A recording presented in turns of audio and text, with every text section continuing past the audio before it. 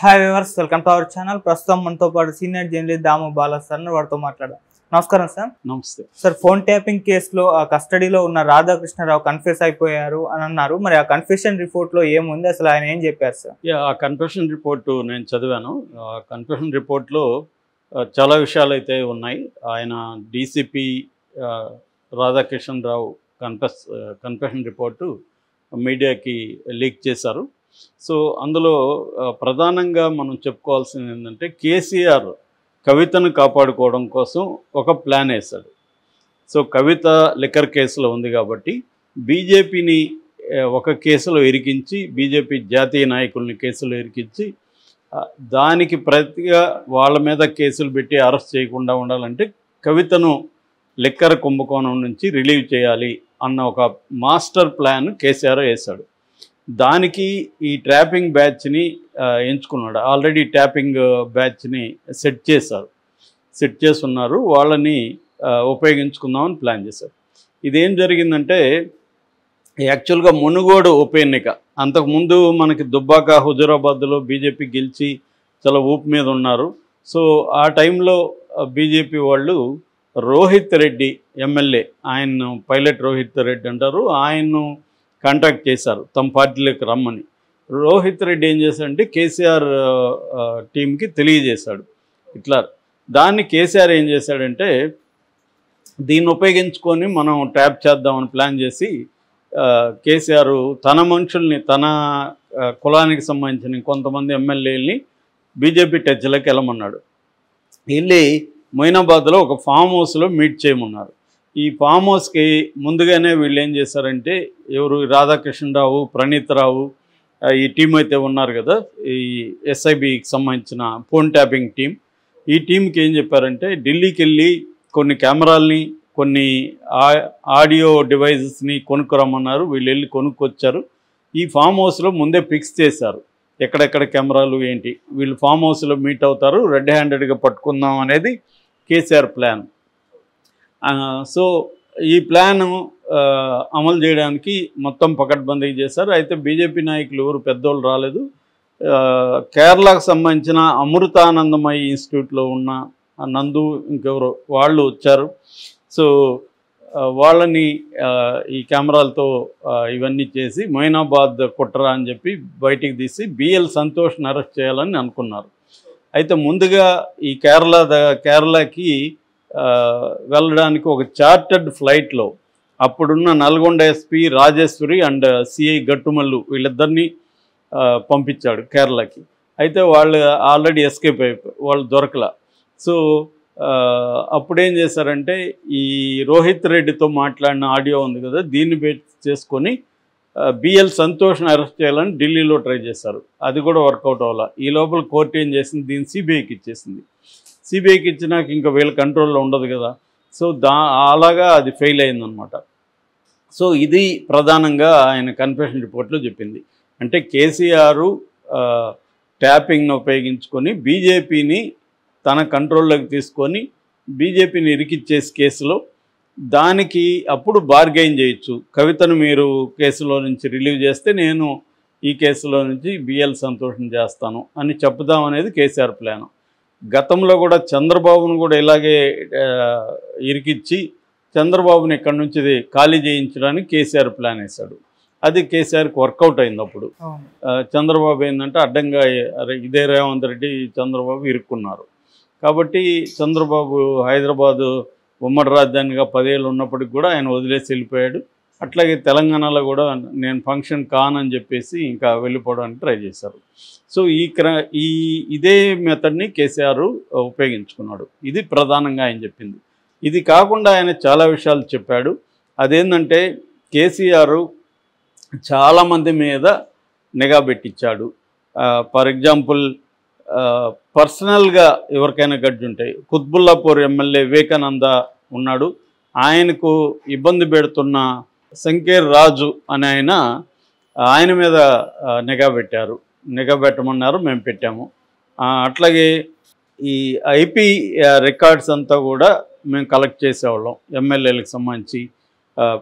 ముఖ్యంగా ప్రతిపక్ష పార్టీ నాయకులైన రేవంత్ రెడ్డి వాళ్ళ ఫ్యామిలీ మెంబర్స్ ఫోన్లన్నీ కూడా మేము ట్యాప్ చేసాము. అట్లాగే బండి సంజయ్ ఫోన్ ట్యాప్ చేసాము, అరవింద్ ఫోన్ ట్యాప్ చేసాము, తర్వాత తీగల కృష్ణారెడ్డి ఫోన్ ట్యాప్ చేసాము, ఈటెల, తర్వాత అరవింద్ నిజామాబాద్ ఎంపీగా ఆయన ఉన్నారు. అట్లాగే తాండూరు ఎమ్మెల్యేకి పోటీగా ఉన్న పట్నం మహేందర్ రెడ్డి ఆయన ఇచ్చేసాం. విత్ ఇన్ ద బీఆర్ఎస్ పార్టీలో వాళ్ళ మీద కూడా మేము నిఘా పెట్టాం. ఈటెల బీఆర్ఎస్ పార్టీలో ఉన్నాడు, అతని మీద నిఘా పెట్టమన్నారు, పెట్టాము. అట్లాగే ప్రవీణ్ కుమార్ మీద నిఘా పెట్టాం. ఆర్ఎస్ ప్రవీణ్ కుమార్ ఇప్పుడు వెళ్ళాడు, ఆయన బీఎస్పీలో ఉన్నాడు, ఆయన మీద నిఘా పెట్టాము. అట్లాగే కడియం శ్రీహరి, రాజయ్య వీళ్ళిద్దరి మధ్య కూడా ఉంటే వాళ్ళిద్దరి మీద నిఘా పెట్టమన్నారు. సో వాళ్ళిద్దరి మీద కూడా నిఘా పెట్టాము. ఇది కాకుండా కాంగ్రెస్ వాళ్ళ మీద కూడా నిఘా పెట్టాం. మాజీ మంత్రి జానారెడ్డి కొడుకు రఘువీరారెడ్డి, తర్వాత వంశీకృష్ణ, కవంపల్లి సత్యనారాయణ వీళ్ళ పేర్లంతా కూడా ఆయన చెప్పారు. ఇది కాకుండా ఒక 100 మంది జర్నలిస్టుల మీద నిఘా పెట్టమన్నారు. 100 మంది జర్నలిస్టుల మీద నిఘా పెట్టాం. అట్లాగే ఆంధ్రజ్యోతి ఏబిఎన్ ఎండి రాధాకృష్ణ మీద, తర్వాత ఎన్టీవీ నరేంద్ర చౌదరి మీద, వీళ్ళ మీద కూడా నిఘా పెట్టమన్నారు, వాళ్ళ మీద కూడా నిఘా పెట్టాం. ఇది కాకుండా మేము పర్సనల్గా కూడా, అంటే ఇవన్నీ ఏమో కేసీఆర్ ఆధ్వర్యంలో ప్రభాకర్ రావు మాకు గైడెన్స్ ఇస్తే మేము చేసాం. ఇది కాకుండా పర్సనల్గా మేము కొంతమంది వ్యాపారస్తుల్ని మీద టార్గెట్ చేసి నిఘా పెట్టి వాళ్ళ వ్యాపార రహస్యాలంతా మేము కనుక్కొని వాళ్ళని బ్లాక్మెయిల్ చేసి వాళ్ళ దగ్గర నుంచి డబ్బులు తీసుకున్నాము. అట్లాగే కొంతమంది రియల్ ఎస్టేట్ కంపెనీల మీద నిఘా పెట్టాము, ఆ పర్సన్స్ మీద నిఘా పెట్టి వాళ్ళ నుంచి కూడా చేసుకున్నాం. అట్లాగే కాంగ్రెస్కు బీజేపీకి ఎవరైతే ఫండ్ ఇస్తూ ఉంటారో వాళ్ళ మీద నిఘా పెట్టి వాళ్ళని బ్లాక్మెయిల్ చేసి ఆ ఫండ్ బీఆర్ఎస్కి వచ్చే విధంగా కూడా మేము చాలా చేశాము. ఇలా డీటెయిల్గా ఆయన చెప్తున్నాడు. ప్లస్ దీంట్లో కేసీఆర్ పేరే కాకుండా హరీష్ రావు పేరు కూడా వచ్చింది. హరీష్ రావు సూచనల మేరకు ఒక టీవీ ఛానల్ అధిపతి కూడా మాకు హెల్ప్ చేయడానికి హరీష్ రావు ఉపయోగించుకోమన్నాడు. ఆయన టీవీ ఛానల్ అధిపతి కూడా మాకు హెల్ప్ చేశాడు అనేది కూడా ఆయన చెప్పాడు. అట్లాగే మేము మామూలుగా ఫోన్ ట్యాప్ చేస్తారని చాలామంది ఏం చేసేవాళ్ళు అంటే వాట్సప్, స్నాప్చాట్, టెలిగ్రామ్ ఉపయోగించేవాళ్ళు. మేము దాన్ని కూడా బ్రేక్ చేసాము, దాని నుంచి కూడా మేము కరెక్ట్ చేసుకున్నాం. మేము మాత్రం ఎక్కువగా సిగ్నల్ అనే యాప్, స్నాప్చాట్ని మేము ఎక్కువ వాడేవాళ్ళం. మా కమ్యూనికేషన్కి ఎక్కువగా సిగ్నల్ అనే దీంట్లో వాడేవాళ్ళం. అట్లాగే వాట్సాప్లో కూడా VoIP, voice over internet protocol ద్వారా కాల్స్ మాట్లాడుకునేవాళ్ళం. అంటే ఫోన్ ట్యాపింగ్ మనమేమన్నా చేస్తారేమో అని చెప్పి ఈ జాగ్రత్తలు మేము తీసుకునేవాళ్ళం. సో అనేది బేసిక్గా ఆయన చెప్పాడు. ఇదంతా గవర్నమెంట్ మళ్ళీ బీఆర్ఎస్దే వస్తుంది అనుకున్నాం. అయితే గవర్నమెంట్ బీఆర్ఎస్ రాకపోయేసరికి ప్రభాకర్ రావు మమ్మల్ని అలర్ట్ చేశాడు. మేము ఇమీడియట్గా ప్రణీత్ రావు వీళ్ళకి చెప్పాము. మా ఫోన్లు ఇవన్నీ కూడా మొత్తం ఫార్మేట్ చేసేసాము. గవర్నమెంట్ ఇచ్చిన వాటన్నిటిని కూడా ఫార్మేట్ చేసి తిరిగి ఇచ్చేసాము. తర్వాత ఎక్కడెక్కడైతే ఈ డేటా ఉందో దాన్నంతా ధ్వంసం చేయమని ప్రణీత్ రావుకి చెప్పాము. సో ఇదంతా మాకు టెలిగ్రాఫ్ చట్టాన్ని ఉల్లంఘిస్తున్నామని తెలిసే చేశాము ఈ పని. అందుకనే దీన్ని చాలా సీక్రెట్ ఆపరేషన్ లాగా చేశాము అనేది అతను చెప్తున్నాడు. అంటే ఓవరాల్గా చూస్తే కేసీఆర్ ప్రభుత్వం దీన్ని ఒక గ్యాంగ్స్టర్ లాగా, ఒక మాఫియా టీం లాగా వీళ్ళని ఫామ్ చేసింది. వీళ్ళని ప్రతిపక్షాలు, మీడియా అంటే జర్నలిస్టులు, తర్వాత ఎవరన్నా ట్రోల్ చేసేవాళ్ళు, బీఆర్ఎస్ని ట్రోల్ చేస్తుంటే వాళ్ళ మీద, తర్వాత ఏమన్నా ఉద్యమాలు చేస్తుంటే ప్రజా సంఘాల నాయకుల మీద, అట్లాగే తమ పార్టీలో ఎవరైనా అసంతృప్తివాదులు ఉన్నా లేకపోతే గొడవల్లో ఉన్నా వాళ్ళ మీద, ఇలాగా ఇంకెట్లాగో ప్రతిపక్ష నాయకుల మీద, ఇలాగ అందరి మీద ఫోన్ ట్యాపింగ్ అనేది జరిగింది. సో దీనికి ప్రధాన కారణం ఏంటంటే, ఒకటి ప్రతిపక్షాలని వీళ్ళందరినీ కంట్రోల్లో పెట్టుకోవాలి, రెండోది తన పార్టీలో ఎవరు బయటికి వెళ్లకుండా చూసుకోవాలి, ఇంకెవరైనా ఫండ్స్ ఇస్తుంటే మనకు ఫండ్ వచ్చే విధంగా చేసుకోవాలి, అట్లాగే ఆస్తులు సంపాదించుకోవాలి, లేకపోతే పెద్ద పెద్ద ప్రాజెక్టులు తెచ్చుకోవాలనుకుంటే కూడా వాళ్ళని బెదిరించాలి. సో ఇది ఇప్పుడు పెద్ద ప్రాజెక్ట్ ఉంది, ఒక 500 కోట్ల ప్రాజెక్టు చేతులు మారుతుంది. దాన్ని వాళ్ళ ఫోన్ ట్యాప్ చేయడం ద్వారా ఆ ప్రాజెక్ట్ ఎంత కాస్ట్, ఎవరు ఎంత చెప్తున్నారు ఇది తెలుసుకోవడం, దాంట్లో వీళ్ళు ఇన్వాల్వ్ అవ్వడం, వాళ్ళని బెదిరించడం. ఎందుకంటే ఇవాళ రియల్ ఎస్టేట్ కానీ వ్యాపారాలు కానీ అన్నీ కూడా లీగల్గానే జరగవు, అనేక ఇల్లీగల్ యాక్టివిటీలు జరుగుతుంటాయి. వాటినన్నింటినీ వీళ్ళు ఫోన్ ట్యాపింగ్ ద్వారా తెలుసుకొని వాళ్ళని బెదిరించడం అనేది ప్రధానంగా కనిపిస్తుంది. ఓకే. సో ఇది కానీ మరి ప్రూవ్ చేస్తాడా రేవంత్ రెడ్డి? ఎందుకంటే ఇప్పుడు ఈ వాంగ్మూలం చాలు వీళ్ళని అరెస్ట్ చేయడానికి. కాకపోతే ఈ వాంగ్మూలం అనేది నిజంగానే ఆయన ఇచ్చాడా లేకపోతే లీక్ చేశారా ఊరికే? ఎందుకంటే ఆయన ఇచ్చినట్టు మనకేం తెలియదు కదా, ఈ రిపోర్టు బయటకు వచ్చింది. సో దీన్నైతే కాంగ్రెస్ కానీ ఎవరు ఖండించట్లేదు అది అబద్ధం అని.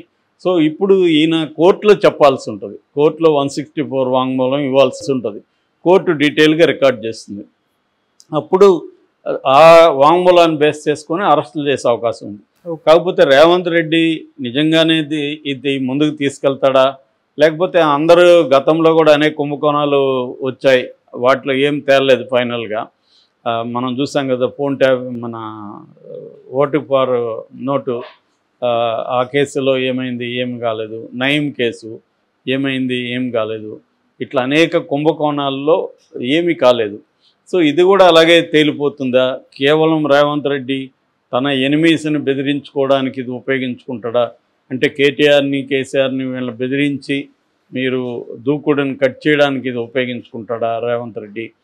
లేదు నిజంగానే అరెస్టుల వరకు వెళ్ళి ఆ స్థాయిలో ఈ కేసుని ఫుల్గా డీల్ చేస్తాడా అనేది తెలియదు. ఎందుకంటే ఇవన్నీ కూడా మన డ్రగ్స్ కూడా రోజు వచ్చేది, తర్వాత ఏమైందో చూసాము. మామూలుగా ఇదంతా ఏం చేస్తారంటే ప్రతి పొలిటికల్ పార్టీ కూడా ఈ కేసుని తమకు అనుకూలంగా వాళ్ళని బెదిరించి భయపెట్టి లొంగ తీసుకోవడానికి, చంద్రబాబుని ఎట్లయితే కేసీఆర్ లొంగ తీసుకున్నాడో అలాగా రేవంత్ రెడ్డి కేసీఆర్ని లొంగ తీసుకోవడానికి ఇది ఉపయోగించుకోవచ్చు. అంతకంటే ఏం జరగదని నా అభిప్రాయం. ఎందుకంటే అనేక కుంభకోణాలు దేశంలో చూసాము. ఈ కుంభకోణాలంతా ఏంటంటే ప్రతిపక్షాలని లొంగ తీసుకోవడానికి వాడుకుంటారు తప్ప నిజంగా దీన్ని ముందుకు తీసుకెళ్ళి శిక్షలు పడే విధంగా చేయడం అనేది జరగదు. ఓకే. సో అది బీజేపీ సెంట్రల్ గవర్నమెంట్లో ఉన్న బీజేపీ అదే చేస్తుంది, స్టేట్ గవర్నమెంట్లో ఉండే అనేక పార్టీలు కూడా ఇదే పని చేస్తాయి. నాకు తెలిసి రేవంత్ రెడ్డి కూడా ఇదే పని చేస్తాడు. చేయకపోతే మాత్రం చాలా గొప్ప విషయం అవుతుంది. మామూలుగా అయితే మాత్రం నాకు తెలిసి వీళ్ళని బెదిరించడానికి కేసీఆర్ బ్యాచ్ని రేవంత్ రెడ్డి ఇది వాడుకునే అవకాశం కనిపిస్తూ ఉంది. Okay sir, thank you so much.